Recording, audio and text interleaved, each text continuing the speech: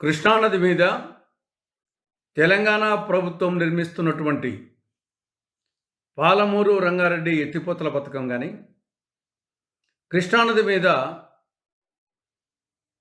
ఆంధ్రప్రదేశ్ ప్రభుత్వం తలపెట్టిన రాయలసీమ ఎత్తిపోతల పథకం కానీ, ఈ రెండు కూడా అక్రమ ప్రాజెక్టు.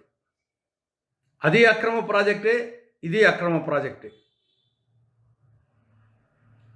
2014 విభజన చట్టం ప్రకారం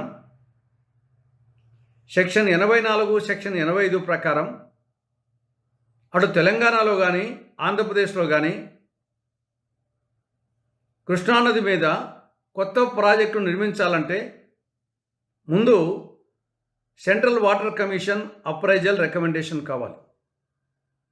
Krishna River Management Board appraisal recommendation కావాలి.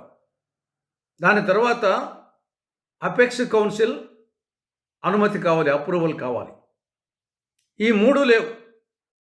ఈ రెండు ప్రాజెక్టులకు ఈ మూడు లేవు. విభజన చట్టము 11వ షెడ్యూల్లో తెలంగాణ, ఆంధ్రప్రదేశ్ ఏ ప్రాజెక్టులు చేపట్టవచ్చు అని చెప్పేసి 6 ప్రాజెక్టులను చేర్చడం జరిగింది. ఆ 6 ప్రాజెక్టులో ఈ 2 ప్రాజెక్టులు లేవు.